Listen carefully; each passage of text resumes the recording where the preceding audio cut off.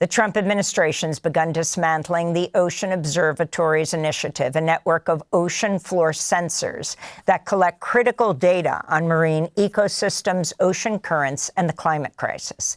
The National Science Foundation said this week it'll decommission more than 900 deep-sea sensors installed a decade ago.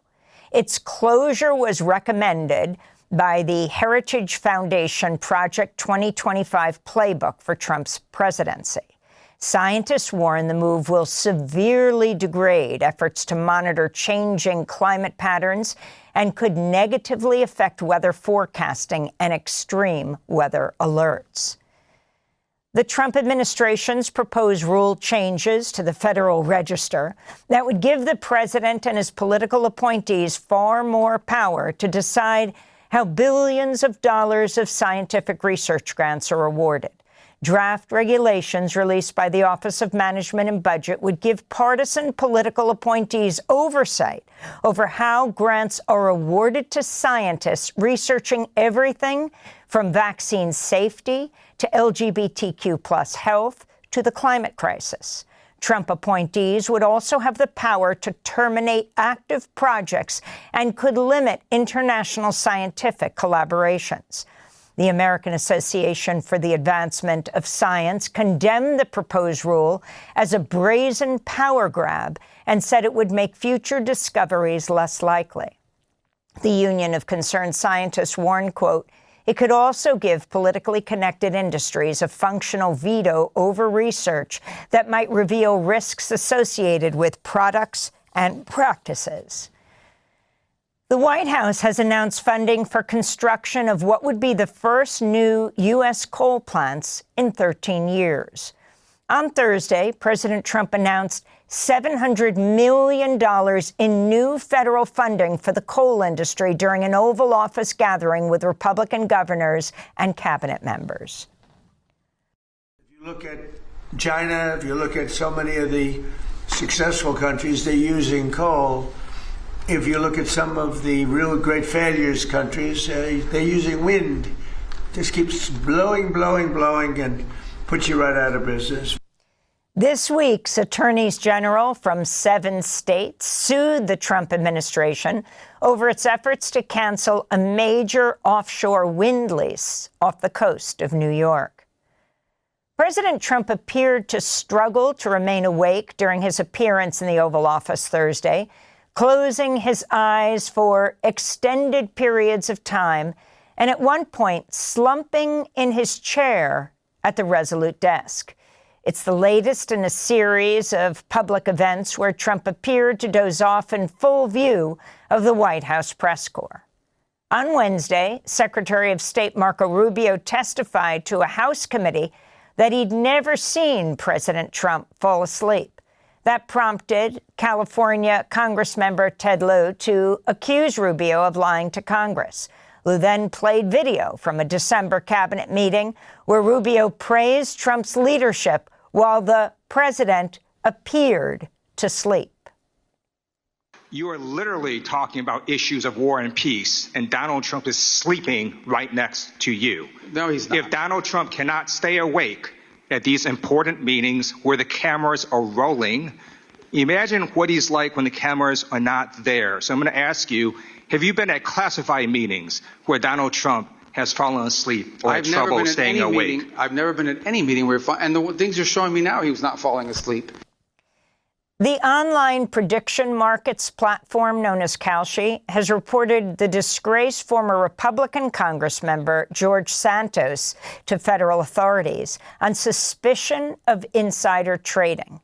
2 sources familiar with the investigation say Kalshi contacted the Commodity Futures Trading Commission and the Department of Justice after Santos placed bets on whether or not he would attend the State of the Union address last February. Santos bet against his own attendance after posting this video to his hundreds of thousands of social media followers.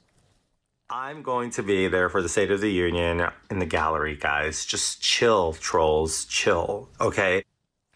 Santos was expelled from Congress in 2023 and pleaded guilty last year to wire fraud, identity theft, lying to Congress, stealing money from campaign donors, and fraudulent unemployment claims. He was released from federal prison in October after President Trump commuted his 7-year sentence. It's not clear whether Santos will face new criminal charges. This comes after President Trump lashed out at prominent politicians who've sought to regulate or ban Kalshi and similar platforms. Writing on his Truth Social site after Minnesota last month became the first state to ban prediction markets, Trump called Governor Tim Walz scum, along with Chris Christie, Letitia James, and J.B. Pritzker. Trump added, quote, "Other countries are after this new form of financial market, and we want to remain at the top. Likewise, and even more importantly, where we're currently the crypto, Bitcoin, etc. capital of the world, other countries are trying to diligently replace us in that capacity, but we won't let that happen," Trump wrote. Democratic lawmakers are urging the Trump administration to scrap a proposal making it easier for 401ks and other retirement plans to offer investments in cryptocurrency, private equity, and so-called alternative assets.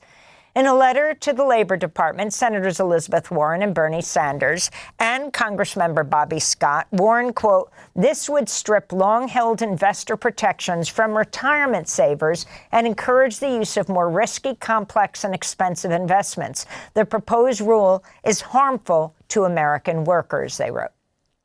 In California, voters in the city of Monterey Park have approved a measure that permanently bans the construction of new data centers, defeating a proposal to build a massive new artificial intelligence site near a residential neighborhood. It's the first time a municipality has banned a data center through a direct ballot initiative. This comes as new research from the UN University warns that by 2030, global data centers are projected to consume 945 terawatt hours of electricity, or nearly triple what Pakistan, Bangladesh, and Nigeria consume annually combined. The report also finds data centers' water footprint will equal the basic annual domestic water needs of all 1.3 billion people in sub-Saharan Africa. In New Jersey, Republican Congressmember Tom Kean Jr. won an uncontested primary election on Tuesday, even though he has not been seen in public in over 3 months. Kean's campaign has offered little explanation for his absence, saying only it's due to a personal medical condition that might be several more weeks before Kean is healthy enough to return to Capitol Hill. Kean won the endorsement of President Trump, who praised him on social media as working tirelessly, while adding, quote, "He will never let you down." Kean has missed over 100 votes since his disappearance in early March. The House Oversight Committee has released a transcript of Pam Bondi's testimony before a closed-door session with lawmakers last month, revealing the former Attorney General sought to lay responsibility for the release of the Jeffrey Epstein files at the feet of her former deputy, Todd Blanche. Blanche once served as President Trump's lead criminal defense attorney before Trump tapped him as Deputy Attorney General under Bondi. After Trump fired Bondi in May, Trump elevated Blanche to acting Attorney General and has nominated him to permanently replace Pam Bondi. According to the transcript, Bondi said of Todd Blanche, quote, "He was in charge of the process and the entire release of the Epstein files," unquote. In Peru, voters head to the polls for a presidential election Sunday that pits a leftist lawmaker against the daughter of a